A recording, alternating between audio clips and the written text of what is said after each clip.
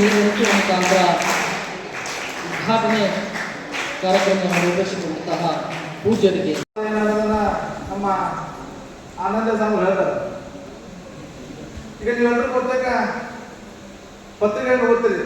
ಎಷ್ಟು ಜನ ಪತ್ರಿಕೆ ಓದ್ತಿಗೆ ಐತ್ರಿ? ಪತ್ರಿಕಾ ರಂಗ ಪ್ರಜಾಪ್ರಭುತ್ವದ 4ನೆಯ ಆಧಾರ ಸ್ತಂಭ ಅಂತ ನಾವಿತ್ತು. ಇದರ ಇತಿಹಾಸ ಕರ್ನಾಟಕದಲ್ಲಿ ಸುಮಾರು ಇರುವಂತಹ ಒಂದು ಮೀನಿಂಗ್ ಅನ್ನ ಒಂದು 2 ವರ್ಡ್ನಲ್ಲಿ ಹೇಳುವಷ್ಟರ ಮಟ್ಟಿಗೆ ಅವರು ಟ್ಯಾಲೆಂಟ್ ಇರ್ತಾರೆ, ಬುದ್ಧಿವಂತರಿದ್ದಾರೆ. ಹೆಚ್ಚು ಕಡಿಮೆ ಇವರು ಚಲೋತ್ನಾಗ ಇನ್ನೊಂದಿನ ಕಾಮಾಗ ಹೋಗಿ ಬಿಟ್ಟಿದ್ರು, ದೊಡ್ಡ ದೊಡ್ಡ IAS ಆಫೀಸರ್ ಆಗೋ ಲೆಕ್ಕದಾಗ ಇರ್ತಾರೆ. ಅವ್ರು ಈಗ ಮಾಡ್ಬೋದು, ಈಗ ಅವ್ರು ಆದ್ರೆ ವಯಸ್ಸಿಲ್ಲ.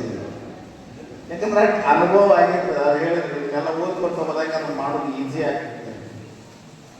ಮಕ್ಕಳಿಗೆ ಬಹಳ ಯೋಗ್ಯವಾದಂತಹ ನೀವೆಲ್ಲ ಮಕ್ಕಳು ಈಗ ಎಲ್ಲರ ಶಾಲೆಯಾಗ ಪೇಪರ್ ಬರ್ತಾವ, ಪೇಪರ್ ಓದಾಕ ಹಚ್ಚಿರ್ತಾರೆ. ಈಗ ನಾವು ಪೇಪರ್ ಓದಾಕ ಹಚ್ಚಿರ್ತೀವಿ ಅಂತಂದ್ರೆ ಇನ್ನು ಔಪಚಾರಿಕ ಸ್ವಲ್ಪ ಮಾತನಾಡಿದ್ದಾರೆ.